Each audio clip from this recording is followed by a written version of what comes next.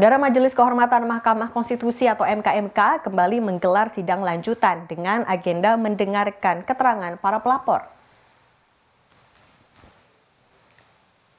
Para pelapor yang diperiksa dalam persidangan hari ini antara lain Pergerakan Advokat Nusantara atau Perkat Nusantara dan Tim Pembela Demokrasi Indonesia atau TPDI, Komite Independen Pemantau Pemilu, dan Advokat Tumpak Nainggolan.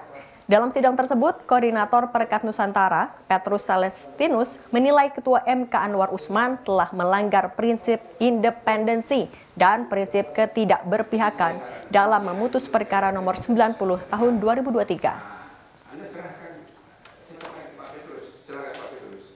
Kami melihat dan kami meyakini betul bahwa hakim terlapor telah berada dalam posisi sebagai melanggar prinsip independensi, prinsip ketidakberpihakan, dan prinsip integritas di dalam peraturan kode etik dan perilaku hakim konstitusi. Dan untuk itu dari Perkat Nusantara dan Tim Pembela Demokrasi Indonesia meminta kepada Majelis Kehormatan Mahkamah Konstitusi agar dalam persidangannya memutuskan dengan memberi sanksi berat berupa pemberhentian dengan tidak hormat.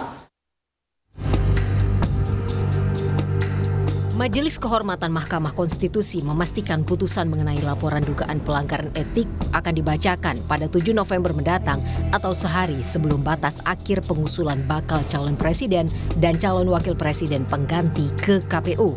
Ketua Majelis Kehormatan Jimli Asyidiki menyebut putusan harus keluar sehari sebelum jadwal penggantian pasangan bakal calon presiden dan wakil presiden yang ditetapkan Komisi Pemilihan Umum. Kami sudah putuskan dan ini sudah kami bicarakan juga dengan para hakim, 9 hakim. Waktu kemarin kami mengadakan pemeriksaan kolektif gitu, karena 9 hakim semua terlapor, kita adakan sidang untuk 9, tapi kita lanjutkan nanti satu persatu. Jadi kita ngebut ini, putusan insya Allah tanggal 7.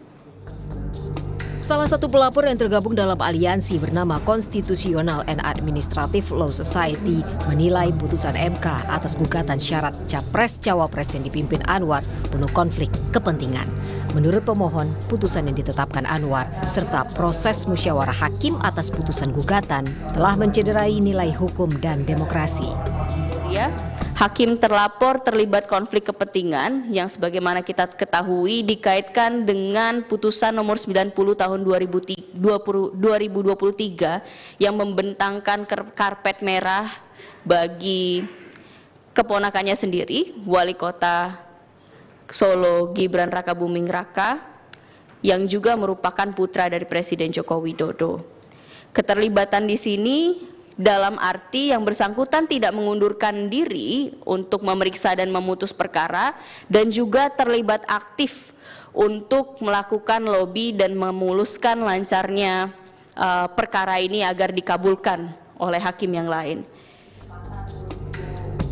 Denny Indrayana yang menjadi salah satu pelapor dugaan etik Hakim Konstitusi meminta putusan sidang Majelis Kehormatan itu diputuskan sebelum 8 November 2023 atau masa pengajuan penggantian bakal Capres-Cawapres.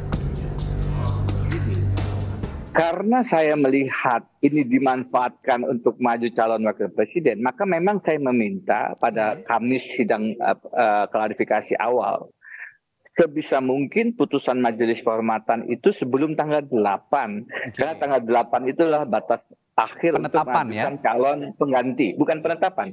Mengajukan calon pengganti. Baik. Penetapannya tanggal 12 atau 13 kalau saya tidak salah. Tapi calon penggantinya, kalau ada penggantian itu paling lambat tanggal 8. Saya menyatakan itu dan dengan pertimbangan MKMK, Prof. Jimli dan 2 majelis yang lain menyetujui. Salah satunya kenapa? Karena kita ingin memberikan kepastian kepada pilpres kita juga, memberikan legitimasi juga. Nah, Dugaan pelanggaran kode etik Hakim Konstitusi ini mengemuka setelah Mahkamah Konstitusi yang diketuai oleh Anwar Usman yang merupakan ipar dari Presiden Joko Widodo mengabulkan gugatan mengenai syarat usia calon presiden dan wakil presiden pada 16 Oktober lalu. Tim Liputan Kompas TV.